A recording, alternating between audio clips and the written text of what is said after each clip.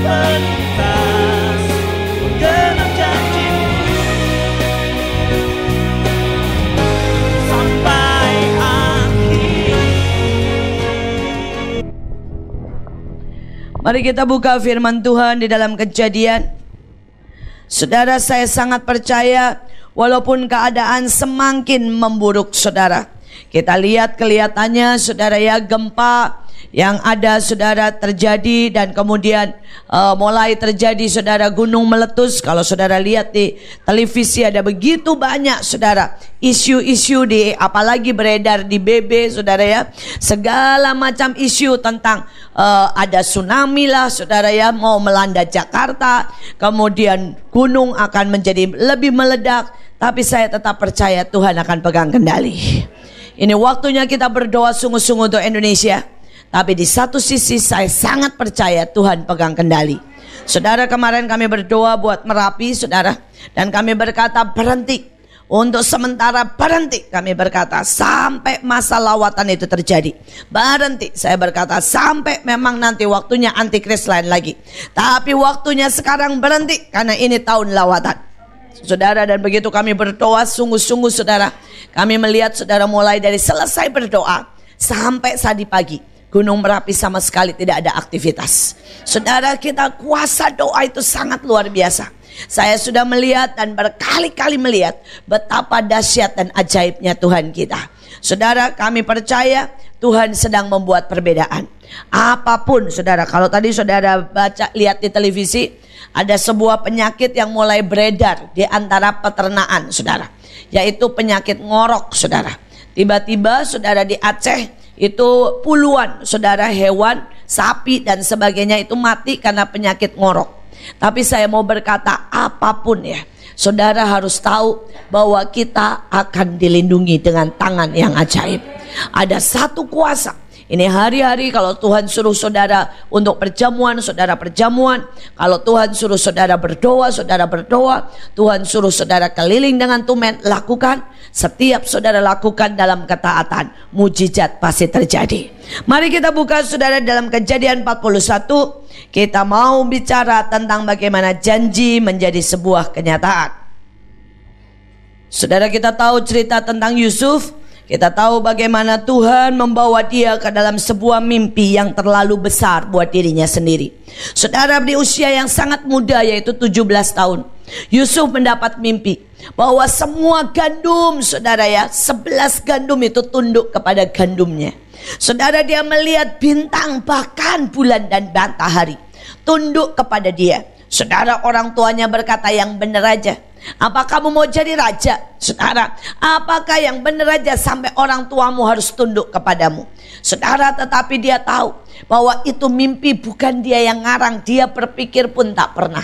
Dan dia pegang janji itu saudara lebih dari 13 tahun. Dan kemudian akhirnya menjadi kenyataan. Saya berdoa hari-hari ini mungkin ada janji-janji yang Tuhan sudah berikan dalam hidupmu. Dan sampai hari ini mungkin itu belum kelihatan. Tapi pegang baik-baik, karena janji Tuhan tidak mungkin gagal. Pasti dan amin, segera dan nyata. Saudara, dan kita mau lihat saudara sekarang bagaimana supaya semuanya itu segera terjadi. Kita lihat di dalam saudara Kejadian 41 ayat 37. Kejadian 41 ayat 37 sampai dengan 57, karena cukup panjang kita akan membacanya berbalas-balasan. Saudara, saya baca ayat 37, kemudian yang laki, setelah itu yang wanita, terus berbalas-balasan. Yusuf di Mesir sebagai penguasa. Usul itu dipandang baik oleh Firaun dan oleh semua pegawainya. Lalu berkatalah Firaun kepada para pegawainya, "Mungkinkah kita mendapat orang seperti ini, seorang yang penuh dengan roh Allah?" Kata Firaun kepada Yusuf, "Oleh karena Allah telah memberitahukan semuanya ini kepadamu, tidaklah ada orang yang demikian berakal budi dan bijaksana seperti engkau. Engkaulah yang menjadi kuasa atas istanaku, dan kepada perintahmu seluruh rakyatku akan taat. Hanya tata inilah kelebihanku daripadamu." Selanjutnya Firaun berkata kepada Yusuf, Dengan ini aku melantik engkau menjadi kuasa atas seluruh tanah Mesir. Sesudah itu Fir'aun menanggalkan cincin meterainya dari jarinya dan mengenakannya pada jari Yusuf. Dipakaikannya lah kepada Yusuf pakaian daripada kain halus dan digantungkannya kalung emas pada lehernya. Lalu Firaun menyuruh menaikkan Yusuf dalam keretanya yang kedua, dan berserulah orang di hadapan Yusuf, hormat. Demikianlah Yusuf dilantik oleh Firaun menjadi kuasa atas seluruh tanah Mesir. Berkatalah Firaun kepada Yusuf, "Akulah Firaun, tetapi dengan tidak setahumu seorang pun tidak boleh bergerak di seluruh tanah Mesir." Lalu Firaun menamai Yusuf Zabna Paaneah, serta memberikan Asnat, anak Potifera, imam di On, kepadanya menjadi istrinya. Demikianlah Yusuf muncul sebagai kuasa atas seluruh tanah Mesir. Yusuf berumur 30 tahun ketika ia menghadap Firaun, raja Mesir itu. Maka pergilah Yusuf dari depan Firaun, lalu dikelilinginya seluruh tanah Mesir. Tanah itu mengeluarkan hasil bertumpuk-tumpuk dalam ke-7 tahun kelimpahan itu. Maka Yusuf mengumpulkan segala bahan makanan ke-7 tahun kelimpahan yang ada di tanah Mesir, lalu disimpannya di kota-kota. Hasil daerah sekitar tiap-tiap kota disimpan di dalam kota itu. Demikianlah Yusuf menimbun gandum seperti pasir di laut sangat banyak, sehingga orang berhenti menghitungnya karena memang tidak terhitung. Sebelum datang tahun kelaparan itu, lahirlah bagi Yusuf 2 orang anak laki-laki yang dilahirkan oleh Asnat, anak Potifera, imam di On. Yusuf memberi nama Manasye kepada anak sulungnya itu, sebab katanya, Allah telah membuat aku lupa sama sekali kepada kesukaranku dan kepada rumah bapakku. Dan kepada anaknya yang kedua diberinya nama Efraim, sebab katanya, Allah membuat aku mendapat anak dalam negeri kesengsaraanku. Setelah lewat ke-7 tahun kelimpahan yang ada di tanah Mesir itu, mulailah datang 7 tahun kelaparan. Seperti yang telah dikatakan Yusuf, dalam segala negeri ada kelaparan, tetapi di seluruh negeri Mesir ada roti. Ketika seluruh negeri Mesir menderita kelaparan dan rakyat berteriak meminta roti kepada Firaun, berkatalah Firaun kepada semua orang Mesir, "Pergilah kepada Yusuf, perbuatlah apa yang akan dikatakan kepadamu." Kelaparan itu merajalela di seluruh bumi. Maka Yusuf membuka segala lumbung dan menjual gandum kepada orang Mesir, sebab makin hebat kelaparan itu di tanah Mesir. Juga dari seluruh bumi datanglah orang ke Mesir untuk membeli gandum dari Yusuf, sebab hebat kelaparan itu di seluruh bumi. Amin. Sampai di situ firman Tuhan. Saudara, segera semua akan menjadi kenyataan. Saudara, saya percaya bahwa kita sedang masuk dalam 7 tahun kelimpahan. Dan sesudah itu akan ada 7 tahun masa kesengsaraan. Kalau saudara tanya, "Bu, persisnya kapan mulainya dan kapan selesainya?" Saya tidak berani. Tetapi saya mau berkata 7 tahun kelimpahan itu sudah di dalamnya. Saudara, dan mau tidak mau saudara akan lihat anak-anak Tuhan akan naik dan semakin naik. Saudara, kita akan melihat begitu mudahnya kita menginjil. Segala tempat sedang terbuka untuk Injil. Saudara, teman-teman kami, saudara yang berangkat ke Jogja, dan juga saudara tim dari yang di Jogja sendiri, gereja GKKD yang selalu ikut bersama tim kami. Saudara, dia berkata, "Bu, di satu pihak ini memang bencana mengerikan sekali, tapi di satu pihak ini tuaian besar." Saudara, setiap kali saudara yang mereka bagi makanan, mereka pelukin orang-orang. Dan orang-orang itu semua menangis dipeluk dan terima Yesus. Saudara, setiap kali saudara mereka habis bagi makanan, tim lain masuk saudara dengan buka layar tancap saudara.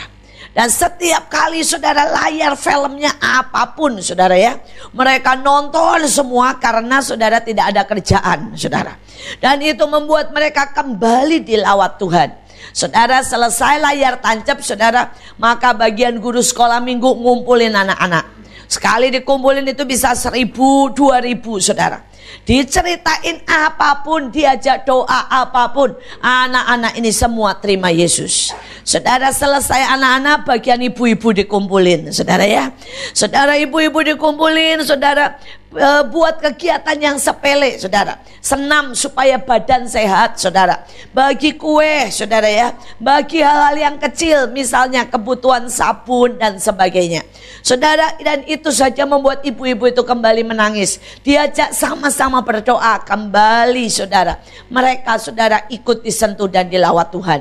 Saudara, mereka berkata, Bu, lewat Merapi ini tiap hari menuai jiwa itu ribuan, saudara. Jadi di satu sisi memang bencana, tapi di satu sisi lawatannya luar biasa, saudara. Saudara, dan ini juga bukan terjadi cuma di Jogja. Bayangkan Jogja, Klaten, Muntilan, saudara, dan semua sekitarnya, saudara.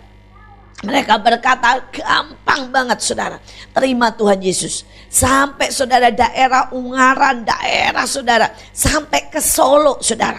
Orang mau, Solo itu termasuk daerah berat, saudara. Termasuk daerah, saudara, yang keras, saudara. Tapi hari-hari ini semua terbuka, mereka minta didoakan. Kenapa? Dengar ancaman.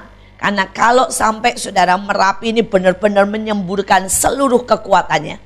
Hari-hari ini, saudara, kurang lebih yang disemburkan itu tuh baru sedikit.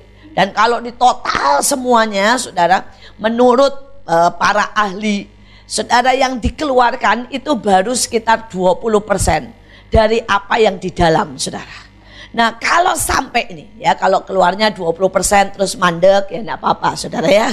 Terus kemudian nanti keluar lagi 5% mandek, enggak apa-apa. Tapi kalau itu keluar semua dari bawah ini, saudara ya, bam, saudara, maka dikatakan, saudara, Jogja, Solo dan sekitarnya itu akan hilang dari peradaban. Artinya semua akan habis rata dengan tanah, saudara. Saya percaya itu tidak akan terjadi, saudara. Dan kalau itu dikeluarkan semua, maka seluruh Jawa, saudara, akan tertutup dengan abu vulkanik selama 3 hari 3 malam, saudara. Tapi sekali lagi saya berkata, tidak akan terjadi di dalam nama Tuhan Yesus. Saudara, kita berkata, kita tahu ini terjadi memang dibiarkan. Karena Tuhan tahu bahwa perlu digoncang supaya mereka lari dan berharap kepada Tuhan. Perlu diperingatkan dengan keras. Perlu dicambuk supaya mereka cari Tuhan dengan sungguh. Saudara, supaya hati bangsa ini berbalik kepada rakyatnya. Hati bangsa ini kembali kepada teman-temannya. Memang perlu cambuk, saudara. Tetapi saya mau berkata, tidak akan ada kebinasaan total. Tidak akan ada, saudara, ledakan total daripada Merapi sebelum selesai masa lawatan. Dan sebelum kita anak-anak Tuhan diangkat di awan-awan, saudara. Kenapa? Karena kita tahu ini 7 tahun masa tuaian. Saudara, jangan berpikir pada waktu 7 tahun masa tuaian lawatan tidak ada cambuk Tuhan. Saya mau peringatkan, akan ada cambuk Tuhan di mana-mana. Saudara, di hati saya sadar sebentar lagi akan ada cambuk Tuhan atas Jakarta. Saudara, pada waktu macet total itu bukan cambuk, saudara. Itu baru, saudara, Tuhannya gini. Itu baru begitu itu, saudara ya. Saudara ya, belum cambuk itu, saudara. Ya, tahu maksud saya ya. Saya berharap saudara ngerti. Baru Tuhan berbilang. Nah, itu, saudara, baru begitu, saudara. Kalau saudara masuk kelas atau saudara ya di hadapan orang dan orang mulai ribut sendiri, maka yang pertama, saudara, orang kan cuma begini. Dan semua orang diam. Kalau tahu diri, itu kan, saudara ya. Kalau enggak tahu diri, saudara, dipikir lagi tes mic, saudara. Oh, itu baru tes mic, saudara ya. Jadi tetap ngobrol. Oh, kalau sudah begitu ya, perlu ketok palu lebih kencang. Nah, nanti baru perlu cambuk, saudara. Saudara, dan saya mau berkata, siapkan diri. Jangan takut. Kalau saudara mulai terdengar akan ada cambuk Tuhan atas Indonesia, bahkan khususnya atas Jakarta. Pasti. Tapi itu tujuannya. Di masa itu Tuhan akan buat perbedaan. Saudara, tidak usah takut, tidak akan kena saudara. Dan kalau engkau taat pada Tuhan, kau dengar suara Tuhan, tidak akan kena. Tidak akan kena. Dan selain itu, di saat cambuk Tuhan mulai terdengar, itulah waktunya tuaian besar. Itulah waktunya kita kerja untuk mengumpulkan gandum masukkan ke dalam lumbung Tuhan. Nah saudara, sekarang kita lihat itu yang saya harus ingatkan kepada saudara. Kita lihat sekarang, ini masanya. Semua mimpi harus jadi kenyataan, tapi caranya bagaimana?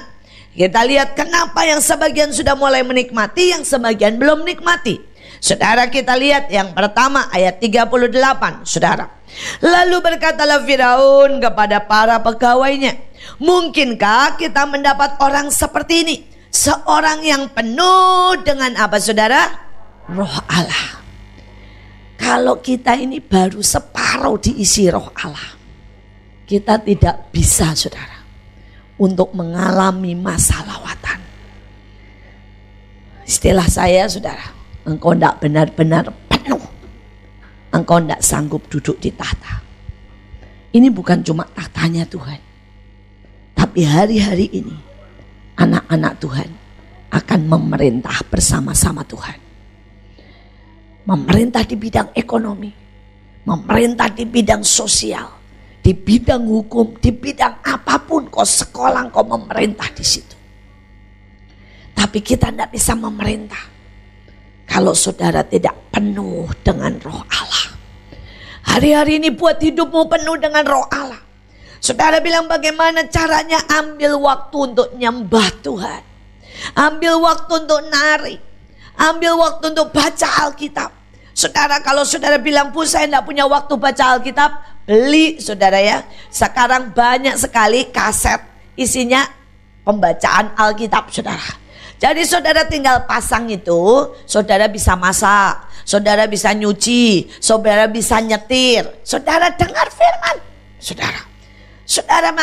Saudara kalau saudara tinggal di Jakarta dan selalu di mobil kayak saya ini ya, tempatnya macet kita lewati, saudara selalu sedia kaset khotbah pujian. Karena mobil harus jadi tempat holy of holies saudara ya. Artinya tempat kita nyembah, tempat kita doa, tempat kita ketemu Tuhan. Nah kalau saudara bilang, Bu, terbanyak waktu saya jaga toko, ya enggak masalah. Buat toko itu jadi holy of holies saudara ya. Isi saudara dengan pujian, saudara isi kadang-kadang dengan kaset, enggak masalah saudara. Saya percaya saudara ya, orang akan lihat bagaimana hidupmu makin luar biasa. Nah saudara, itu belum selesai saudara. Yang kedua, untuk penuh dengan roh Allah, ngobrol sama Tuhan. Saudara, kata kenal saudara ya, itu adalah berjalan bersama. Nah banyak orang tidak pernah ngobrol sama Tuhan, sehingga mereka tidak pernah kenal Tuhan. Dan mereka tidak pernah kenal Tuhan, bagaimana Tuhan mau masuk dalam hidupnya saudara. Saudara, kita tidak akan pernah mau nginep di rumah orang yang kita tidak kenal. Saudara, kita ini bukan hotel, jadi Tuhan tidak mau nginep di kita saudara. Karena kalau kanan tidak kenal ngapain? Dia punya surga yang jauh lebih indah. Hanya kalau kita itu kenal, ada hubungan yang intim. Coba mulai ngobrol. Kalau lagi nonton, bukan berarti anak Tuhan tidak boleh nonton film. Nonton boleh, ngobrol sama Tuhan. Tuhan yang kau suka yang mana? Tuhan yang kau mau yang mana? Ya. Kalau kita ini lagi di jalan, bahkan kalau shopping nih, ngobrol sama Tuhan. Saudara, kalau kerja ngobrol. Saudara, kalau apapun saudara ya, coba ngobrol dengan Tuhan. Maka engkau akan mulai penuh dengan roh Allah. Penuh dengan semua yang ilahi. Penuh dengan semua saudara, suasana surgawi itu melingkupi kita. Saudara, kita lihat yang selanjutnya. Kita lihat saudara ayat yang ke-39. Kata Firaun kepada Yusuf, oleh karena Allah telah memberitahukan semuanya itu kepadamu, tidakkah ada orang yang sedemikian berakal budi dan bijaksana seperti engkau? Yang kedua saudara, Allah memberitahu segala sesuatu kepadamu. Segala sesuatu itu termasuk resep. Ya, saya punya seorang teman, saudara, dia tuh dulunya miskin. Dan kemudian dia ikut kebaktian ayah saya, bukan teman lah, tante saudara ya. Dan saudara, dia tinggal di Surabaya. Dan kemudian dia ikut kebaktian sama ayah saya. Dan ayah saya ngomong begini, Kalau kamu itu ya tanya sama Tuhan semuanya, maka Tuhan akan buka jalan dan buat hidupmu akan diberkati. Saudara, dan selesai itu dia bilang, Pak, kalau tanya sama Tuhan soal gimana supaya saya bisa mencukupi anak-anak saya, bisa. Terus kemudian ayah saya tuh langsung lihat dia bilang begini, Tuhan bilang kamu itu bisa masak. Nggak bisa, Pak, bisa. Kamu tanya Tuhan resepnya, kamu jual makanannya. Itu akan mencukupi kebutuhan untuk keluargamu. Saudara pulang, dia nanya sama Tuhan. Di dapur ya, berdoa bahasa roh. Setelah itu berdoa gini, Tuhan ini ada bahan-bahan segala macam. Ya, sekarang saya mau Tuhan kasih saya belajar. Saudara, Tuhan kasih tahu, ambil itu, dicampur semua. Buat ini, ambil itu jadi saudara beberapa masakan. Anaknya suruh ngerasain, bilang wah enak sekali. Saudara, dan kemudian ayah saya termasuk tes foodnya. Dibawa semua itu. Ayah saya kalau pelayanan di Surabaya dulu itu bisa seminggu gitu saudara ya. Nah dikejar saudara. Jadi dia ini orang yang tidak menunda. Hari itu dia dengar dari Pak Yusak. Sore dia masak. Besok paginya semua dibawa ke Pak Yusak saudara. Saudara, besok paginya langsung dibawa ke Pak Yusak, langsung bilang begini, Pak, sekarang Bapak tentukan yang mana yang dijual, yang mana yang enak, katanya saudara. Saudara, ayah saya makan, rasain semua mulai dari galantin, dibuat aneh, saudara ya, semuanya saudara, sampai kepiting, sampai semuanya, sampai sate. Dan ayah saya berkata, ini aneh semua, ini enak. Ini tidak pernah saya makan seperti itu. Dan dia bilang jual semuanya. Semuanya Pak, semuanya katanya ya. Saudara, dan dia tawarkan semuanya. Dan itu luar biasa. Saudara, itu orang ngerasain, dibuatin dia kecil-kecil, semua orang ngerasain langsung diterima. Dia jual di toko-toko, dititipin aja saudara. Tiap hari saudara, akhirnya itu jadi menu utama di restoran. Jadi ditaruh saja saudara. Orang tinggal keluarin dari freeze, langsung dimasak menu utama di restoran. Padahal bukan restoran itu yang masak. Saudara, dan itu mencukupi sampai dia bisa menyekolahkan 3 anaknya di luar negeri. 3 anaknya di luar negeri. Saudara, hari ini tante itu sudah sangat tua. Tapi begitu tahu saya atau ayah saya atau adik saya saudara ke Surabaya. Kami pulang dari Surabaya itu membawa 1 dus gede saudara. Isinya semua makanan dia saudara ya. Karena tidak ada. Sampai anak saya aja ngomong saudara. Mah, saya sudah keliling masakan kepiting di seluruh Jakarta, Indonesia, bahkan luar negeri. Bener ya mah? Masakan tante itu best of the best. Iya. Terus dia bilang, mah itu yang namanya ayamnya ya. Saya sudah keliling makan ayam rujak itu di mana saja. Namanya ayam rujak lah saudara ya. Dia bilang tapi ayam itu bisa enak tenan. Iya betul saya bilang ya. Satenya saudara ya, enak tenan ya. Sampai risolesnya saudara. Itu beda sekali. Risolesnya itu Tuhan ajarin dia pakai kentang tapi tidak tahu bagaimana dibuatnya. Enak tenan pokoknya saudara ya. Semua beda.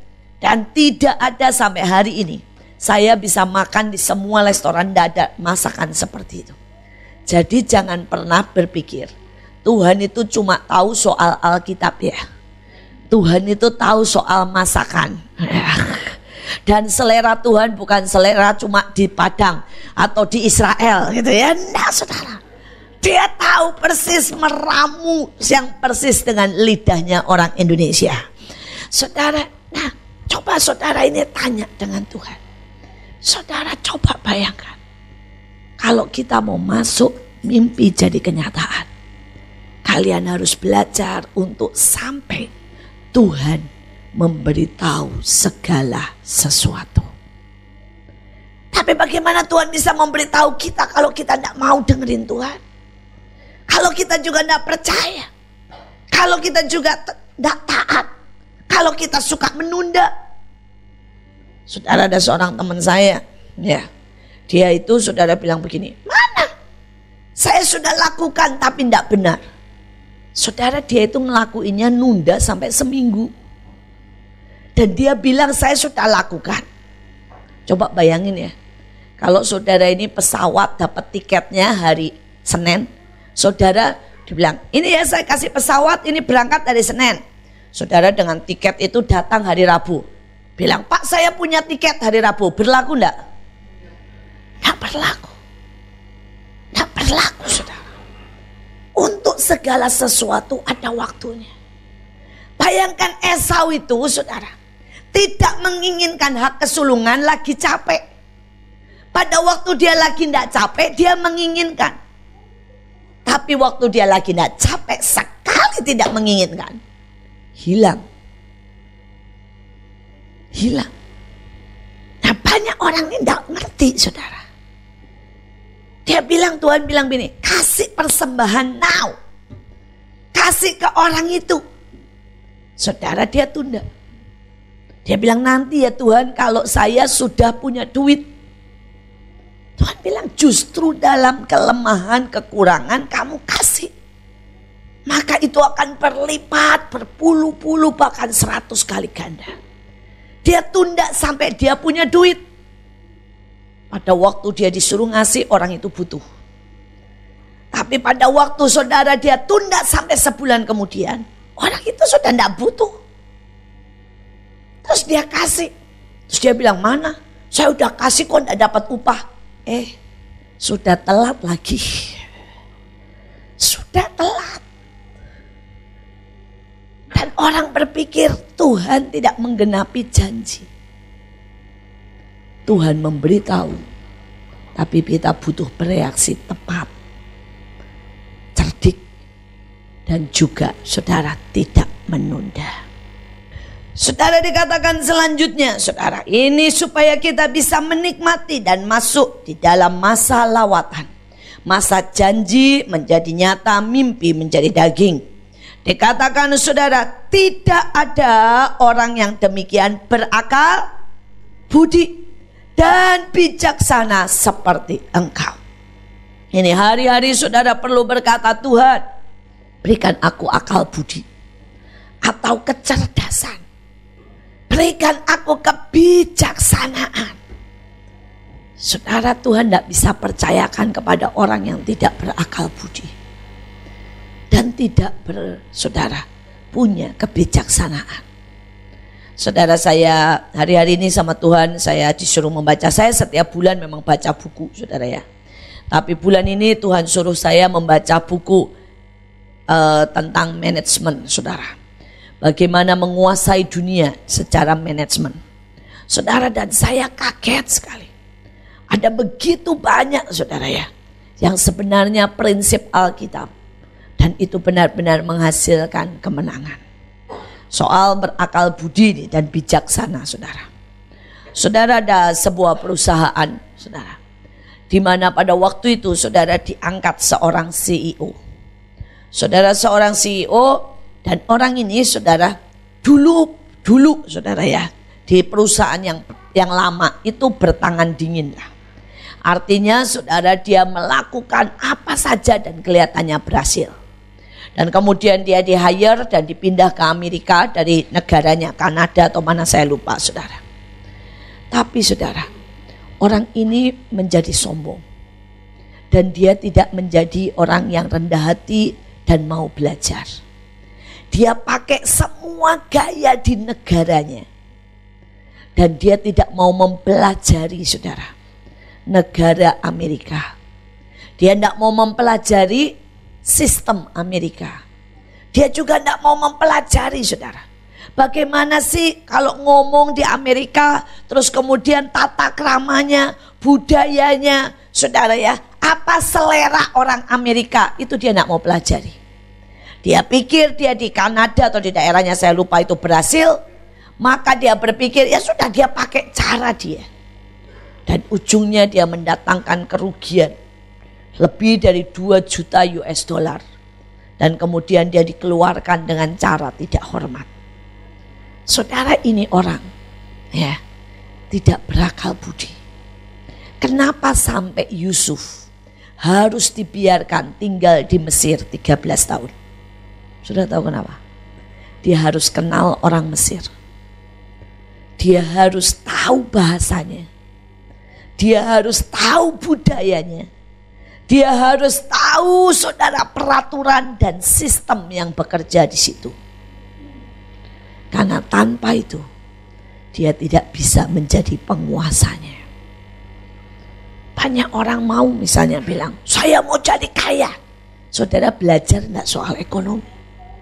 Saudara ngerti enggak soal itu? Saudara nanti saudara bilang ini, saya mau jadi kaya. Orang ngomong MOU aja enggak ngerti. MOU itu apa? Saudara terus orang ngomong, ya nanti ya LC-nya dikeluarkan. LC itu apa? Saudara mau katanya gini, saya akan jadi berkat untuk seberang lautan. Kalau doa, dalam nama Yesus, saya mau kirim barang-barang ini ke luar negeri. Tapi saudara, Inggris saja kagak bisa. Misalnya ya, saudara dan saudara baca perjanjian Inggris saja enggak bisa.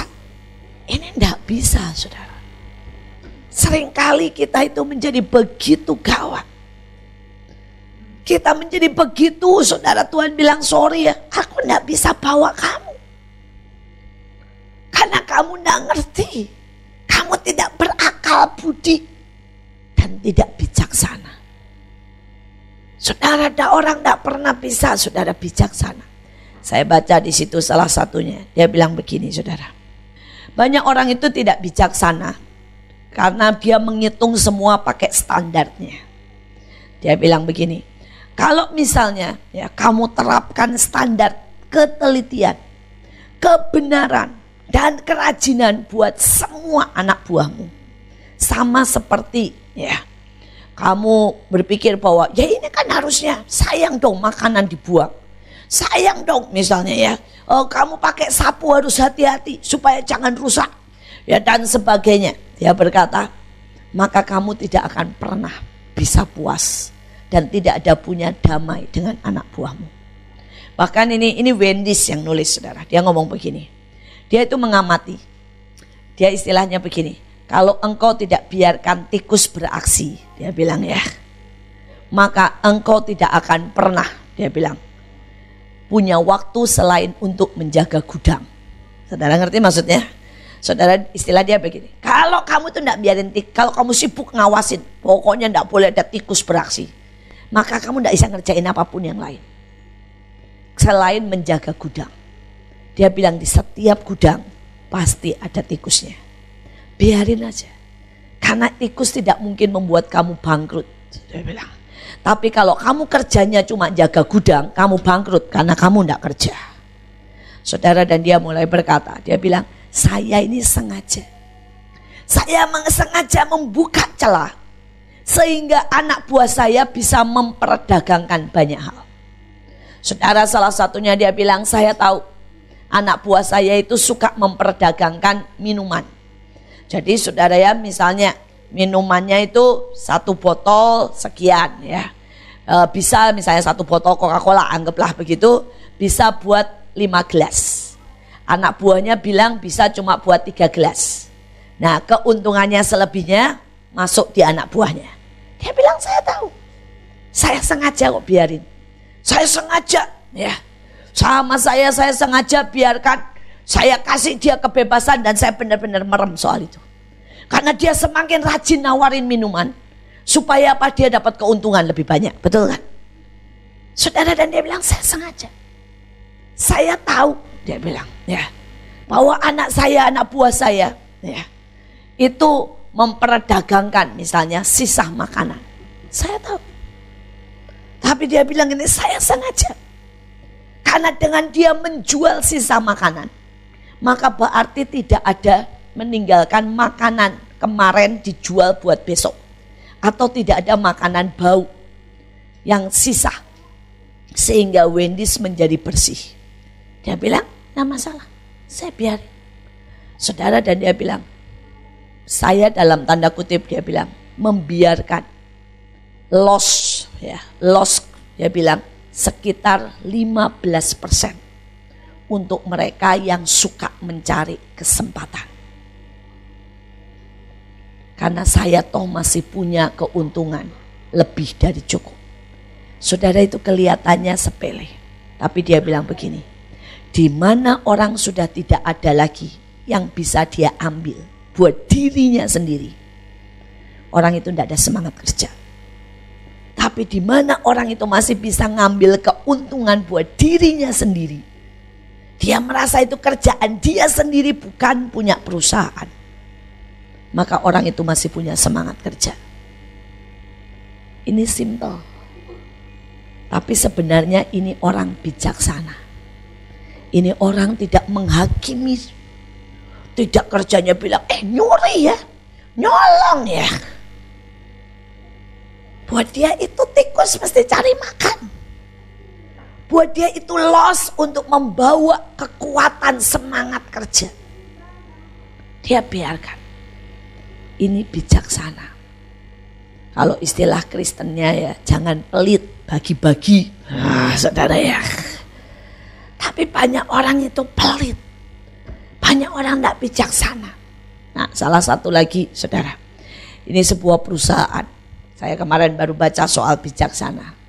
Saudara, ada sebuah perusahaan di mana saudara tiba-tiba salah satu CEO-nya, ya, dia itu salah satu manajer, bukan CEO lah, manajernya, saudara, itu orang tuanya sakit. Orang tuanya sakit keras. Sehingga dia itu harus dibiayai obatnya, kankernya, karena kanker, obat, biaya dan sebagainya, saudara, itu sampai pokoknya mahal sekali. Selain itu, ini orang cuma bisa kerja saudara 40% daripada saudara ya, yang biasanya kerja full. Ini pikirannya, konsentrasinya, waktunya tinggal 40%. Saudara, karena itu perusahaan marah saudara. Dan kemudian perusahaan dia ini, saudara, perusahaan ini meng-cut dan mengeluarkan orang ini. Padahal dia salah satu manajer yang berbakat. Tetapi dia bilang, enggak, kamu kerja sudah sampai 2 bulan cuma 40%. Enough. Tidak dikasih pesangon, di-cut saudara, dan dikeluarkan saudara. Saudara, dan kemudian ada sebuah perusahaan lain yang lihat saudara kondisinya. Saudara, dan bilang sama orang ini, kami ambil kamu. Dan kami bayari rumah sakit untuk ibumu, untuk semuanya. Termasuk dia bilang ya, kami biarkan kamu kerja jam berapa saja yang kamu bisa. Kami biarkan kamu kerja bahkan dari rumah sakit, telepon, ngontrol semua dari rumah sakit. Kamu cuma 1 jam di kantor, biarin. Dikasih gaji yang sama dengan perusahaan yang lama. Dia bilang, karena kami perusahaan tahu kualitasmu. Kamu sedang mengalami masa dalam lembah kekelaman. Dan kami tidak mau, dia bilang ya, menekan kamu. Kami mau ikut menjadi teman seperjuangan dengan kamu. Saudara, dan di situ ditulis saudara ya, orang ini merasa berhutang. Dia 6 bulan harus merawat ibunya sampai ibunya akhirnya meninggal dunia. Saudara, dan dia bilang orang ini merasa berhutang. Setelah 6 bulan saudara, ibunya meninggal beres. Dia mulai full buat perusahaan itu. Dalam waktu 2 tahun, orang ini memberikan keuntungan perusahaan itu 5 kali lipat dari apa yang perusahaan ini pernah bayarkan untuk ibunya. Dan bukan cuma itu, orang ini naik pangkat jadi CEO, saudara, dan kemudian orang ini membawa pabrik itu, saudara, perusahaan itu di dalam puncak salah satu perusahaan terbesar di sebuah kota besar di Washington di Amerika Serikat. Saudara, dan dia bilang, dan sistem dalam perusahaan itu tetap menjalankan yang namanya berjalan bersama dalam masa-masa berat dan perjuangan. Saudara, dan ternyata itu membuat perusahaan itu berjiwa kekeluargaan dan punya kekuatan yang sangat besar. Saudara, ini yang namanya kebijaksanaan. Kebijaksanaan bukan saudara cuma cari untung. Kebijaksanaan adalah roh pengertian. Kebijaksanaan bukan cuma berakal budi. Dan saudara, untuk bisa menjadi orang yang masuk di dalam masa tuanya, janji jadi nyata, ya, mimpi jadi daging. Saudara perlu satu tadi, penuh dengan roh Allah. Saudara perlu jadi orang yang bisa mendengar. Saudara perlu akal budi. Dan saudara perlu kebijaksanaan. Saudara, kita lanjutkan. Kita loncat saudara ya. Sekarang kita lihat selanjutnya. Kita lihat saudara ayat ke-46.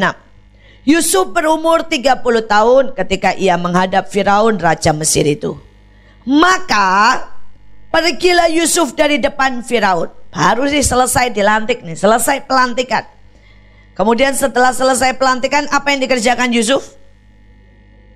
Kita baca sama-sama. 1, 2, 3. Lalu dikelilinginya seluruh tanah Mesir.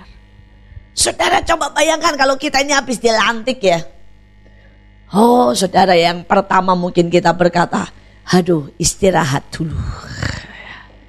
Coba kalau kita ini ya dari rumah tahanan, saudara dikasih rumah. Apa enggak pertama kali kita ngomong begini? Nanti dulu ya. Saya mau nentukan interior rumah ya. Baru nanti hari ketiga ya saya mulai kerja gitu ya. Coba saudara bayangkan ya situasinya. Kita ini bertahun 13 tahun ngalamin penderitaan. Apa enggak saudara, pertama kali yang kita bilang ini, akhirnya aku menghirup udara segar, ku nikmati semua makanan. Tapi Yusuf enggak begitu. Begitu dia selesai dilantik, dia langsung bekerja. Dia langsung dia doling saudara ya. Pertama yang dia buat apa saudara? Doling. Bilang sama setemannya, doling penting ya. Doling itu penting. Kamu mau jadi Yusuf? Doling ya. Ya belum pernah doling mau jadi Yusuf ya. Saudara, misalnya kita tinggal di satu tempat kita tidak pernah kita dolingin. Kita tidak tahu apa yang terjadi di daerah kita. Kita tidak pernah saudara peperangan rohani, tidak pernah mengintai. Saudara, saya bilang sama beberapa orang, kamu kemanapun mau lempar ya barang produk kamu, doling dulu di tempat itu. Itu cara untuk menjadikan setiap tuayan masuk di tempat kita. Saudara, Tuhan suruh saya hal yang sama. Saudara, sebelum Tuhan kasih saudara ya Kemang Pratama, saya doling saudara ya. Dulu bawa kereta anak saudara. Buat saya itu kesempatan buat doling. Anak saya Stephen waktu itu baru lahir. Saudara, jadi begitu setiap sore ya, dolingnya itu bawa kereta saudara. Nah kalau bawa kereta kan orang tidak curiga ya. Ceritanya jalan-jalan sama anak bawa kereta bayi itu saudara ya. Padahal itu doling itu bahasa roh keliling saudara ya. Keliling Kemang, doling itu sembari bawa kereta saudara ya. Saudara, terus sembari pasar roh doling saudara seluruh Kemang. Saudara, Tuhan mau serahkan Bekasi. Tuhan suruh saya doling Bekasi. Waktu itu belum punya pasukan sendiri saudara. Yang saya masih ingat, bahkan saya kadang-kadang ngomong gini, Tuhan kenapa sih saya itu kalau naik taksi atau naik bus sering banget mogok ya di tol. Tuhan bilang gini, itu caraku memaksamu untuk doling saudara ya. Jadi saudara, jangan berpikir saya tuh bahkan tol pun sering kudolingin saudara ya dulu. Karena enggak tahu kenapa. Itu naik taksi bisa berhenti saudara di tengah tol. Saudara, dan itu aduh masih jauh dari, dan saya bilang ini, Pak diteleponin dong. Enggak tahu Bu, telepon saya juga enggak jalan. Waktu itu belum zaman HP saudara ya. Jadi masih bisanya cuma pakai halo-halo di mobil. Itu juga enggak jalan. Jalanlah saya saudara. Saya bilang, Tuhan kenapa sih? Tuhan bilang, loh maksudku tuh supaya kamu doling. Oh begitu, oke. Jadi sembari jalan tuh sembari gini, dalam nama Yesus tanah yang kuinjak jadi milik. Saudara ya, jalanlah saya sampai masuk Bekasi saudara. Dan saya bersyukur. Hari ini Tuhan hampir serahkan seluruhnya. Tuhan suruh saya ke pulau-pulau. Dan setiap kali nginjak pulau, Tuhan kasih itu ibu kota. Ya, dan Tuhan mulai berkata, ayo begitu sampai ketok 7 kali, doling, lempar, tancap. Orang udah bilang, pertama kali mendarat di sebuah tempat saya selalu bilang, bawa saya ke tempat paling keramat tempat ini. Orang bingung saudara ya. Saudara, kenapa saya take over? Setiap kali saya sampai satu tempat, saya take over dulu. Saya mau berkata, saya ambil otoritasmu by force dengan kekuatan Tuhan. Saudara, dan itu yang dibuat Yusuf. Saudara, dia doling pertama kali. Ya saya tidak perlu ceritakan doling perlunya apa aja. Kalau saudara belum tahu, tidak tahu saudara yang kebangetan atau hamba Tuhannya yang kebangetan ya. Saudara, itu urusan saudara. Tapi saudara harus tahu itu saudara cara terbaik. Karena Alkitab cuma pakai satu cara itu. Alkitab dengan jelas berkata, tanah yang engkau injak akan diberikan kepadamu. Jadi untuk men-take over satu daerah tidak ada cara lain selain doling, saudara. Itu satu-satunya cara take over. Cara kedua peperangan, jelas bunuh rajanya. Cara kedua, saudara. Karena kalau kita perang, saudara belum bunuh rajanya, saudara belum bisa menduduki. Saudara bunuh rajanya, baru saudara bisa menduduki. Ini tidak ngomong raja jasmani ya, tapi ini ngomong tentang roh penguasa di satu daerah. Nah saudara, setelah itu kita lihat apa yang terjadi setelah itu. Ayat yang ke-47, tanah itu mengeluarkan hasil bertumpuk-tumpuk dalam ke-7 tahun kelimpahan itu. Maka Yusuf mengumpulkan segala bahan makanan ke-7 tahun kelimpahan yang ada di kota Mesir. Lalu disimpannya di kota-kota. Hasil daerah sekitar tiap kota disimpan di dalam kota itu. Saudara, kalau saudara baca sejarah, maka saudara akan tahu itu benar-benar ajaib. Saudara, Yusuflah yang pertama kali membuat lumbung-lumbung daripada yang namanya gandum. Saudara, dan Yusuf membuat lumbung di mana itu sistemnya luar biasa. Angin itu masuk saudara dan keluar terus. Jadi itu enggak tahu sirkulasinya bagaimana, diatur saudara ya. Itu angin masuk dan keluar, angin masuk keluar. Sehingga lumbung itu tidak bisa lembab dan tidak bisa saudara menjadi busuk selama lebih daripada 10 tahun. Saudara, karena 7 tahun itu kan disimpannya. Lah waktu bagiinnya lagi kan 7 tahun kan. Berarti kurang lebih itu butuh disimpan 14 tahun, betul kan? Dan waktu itu belum ada pengawet. Saudara, Yusuf itu mengembangkan sebuah cara di mana dia bisa saudara membuat gandum itu tidak busuk selama 14 tahun. Saudara, Yusuf juga mengembangkan cara penyimpanan, pengawetan. Saudara, itu dijemur, saudara, dibuat sampai air kering, saudara. Tapi dia juga mengembangkan cara dari saudara gandum yang kering itu jadi roti yang paling enak. Saudara, jadi benar-benar Yusuf ini berpikir tidak cuma satu. Banyak orang mikir gini, oh bagian saya ngumpulin ya, ngumpulin. Tapi tidak mikir pembangunannya. Tidak mikir ngawetinnya. Habis ngawetin tidak mikir juga saudara ya. Terus gimana pembagiannya? Kalau saudara tahu dikatakan dia bagi di kota-kota. Saudara, ini orang benar-benar memikirkan A sampai Z. Ada banyak orang berkata, saudara, bahwa dia mau untuk masuk masa kelimpahan. Tapi dia tidak pernah pikirkan.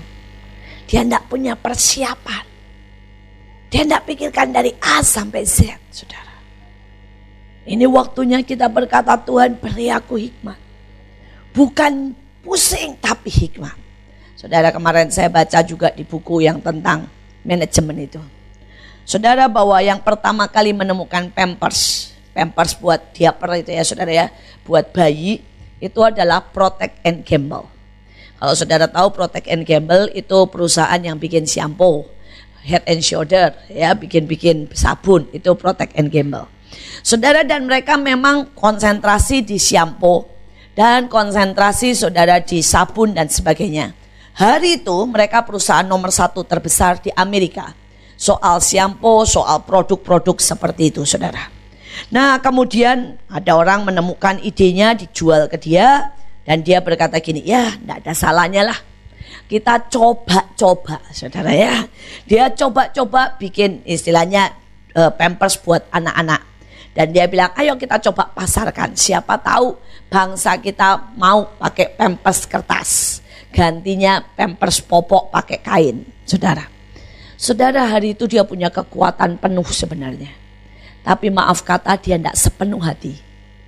Dia tidak percaya bahkan bahwa produk itu akan membuming dan menguasai seluruh dunia.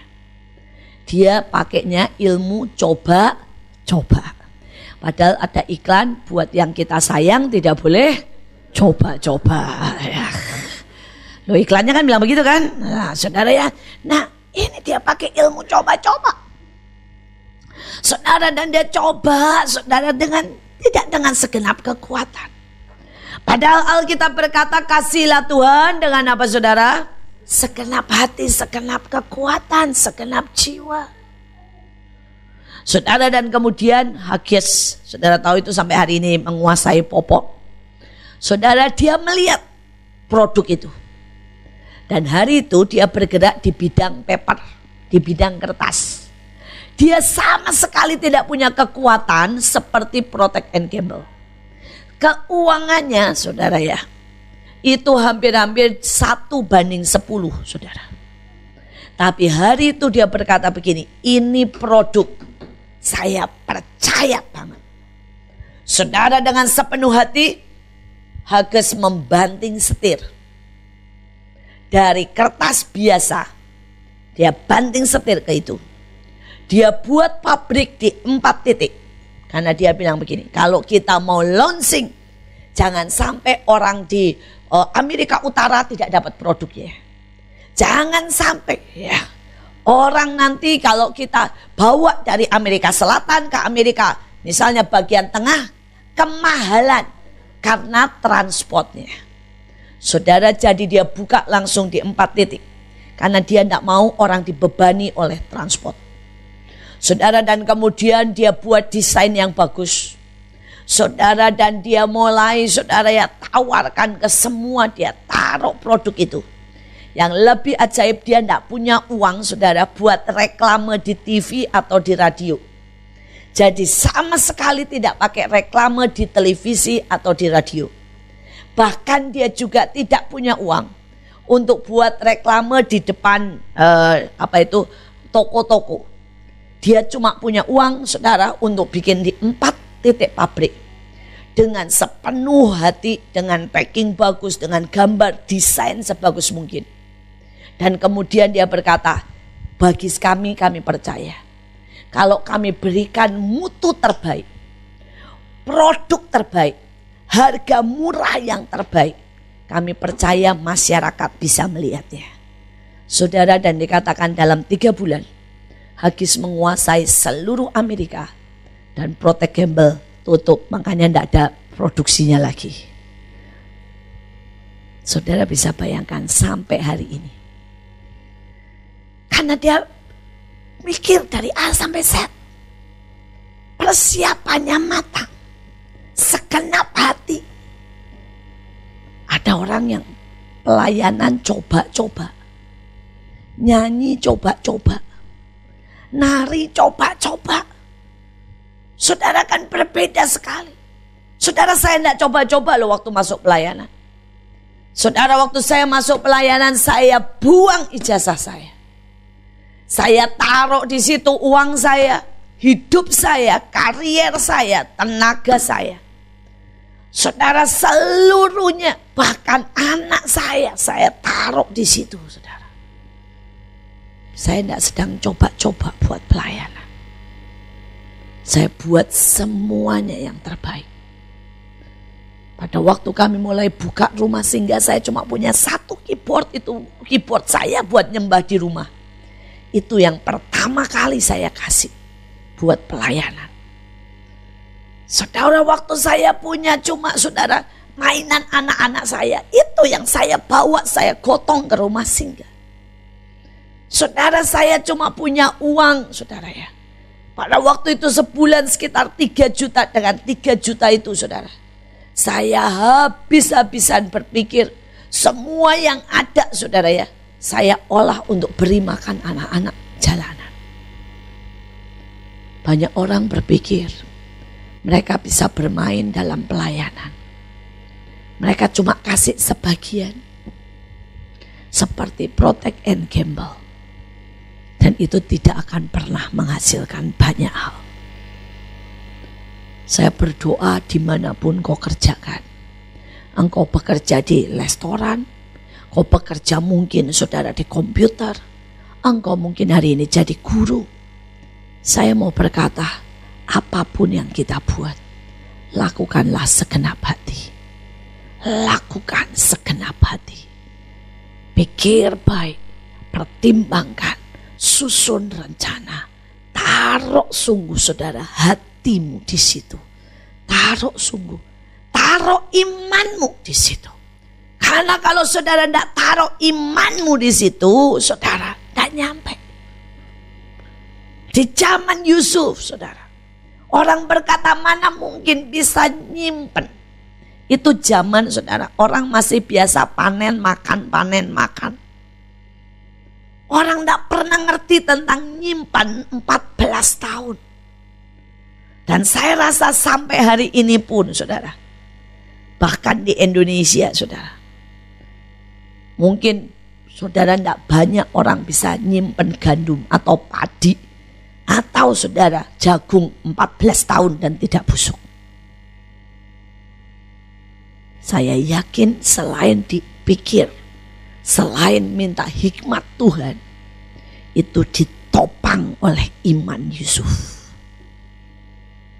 Dan apapun saudara dalam hidup ini, itu harus ditopang dengan iman. Karena Alkitab berkata, bagi orang percaya tidak ada yang mustahil. Kalau kau kerjakan apapun, Alkitab bilang, tanpa iman adalah dosa. Topang dengan iman. Walaupun itu mustahil, akan jadi keajaiban. Topang iman. Ada banyak guru ngajar, dia tidak punya iman. Ngelihat murid yang pada bengong, sudah tidak punya iman, saudara ya. Ya tidak akan jadi. Tapi topang dengan iman, berkata bahwa aku tahu anak-anakku ini akan jadi pintar. Itu akan merubah kemustahilan menjadi keajaiban. Saya cuma topang dengan iman saudara. Semua pelayanan, keluarga saya, anak-anak saya, sejujurnya saya cuma bisa topang dengan iman. Dan kalau hari ini tetap berjalan, dan makin hari makin indah saudara, saya tahu karena bagi orang percaya tidak ada yang mustahil. Saudara, saya berdoa supaya setiap kita mengerti. Ini saudara adalah pembelajaran bagaimana kita menjadi saudara orang-orang yang memasuki masa-masa kelimpahan. Kita akan tutup saudara dengan Kejadian 41 saudara ayat 51. Yusuf memberi nama Manasye kepada anak sulungnya itu. Sebab katanya Allah telah membuat aku lupa sama sekali kepada kesukaranku dan kepada rumah bapakku. Dan kepada anaknya yang kedua diberinya nama Efraim. Sebab katanya Allah membuat aku mendapat anak dalam negeri kesengsaraanku. Saudara, Yusuf ini seseorang yang ajaib.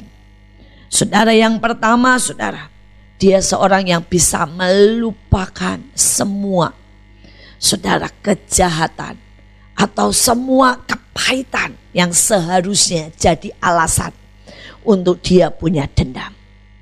Tapi sebaliknya saudara, Yusuf ini seseorang yang bisa belajar dalam setiap kesengsaraan dan setiap pergumulan yang harus dilewati. Saudara, ini adalah dua sisi yang berbeda. Saudara, sisi yang satu saudara lupakan kejahatannya. Saudara lupakan semua saudara ya, yang negatifnya lupakan. Kalau perlu saudara lupakan nama orang yang memfitnah saudara. Tapi jadilah orang, jangan melupakan pelajarannya saudara ya. Karena ada orang yang bisa saudara.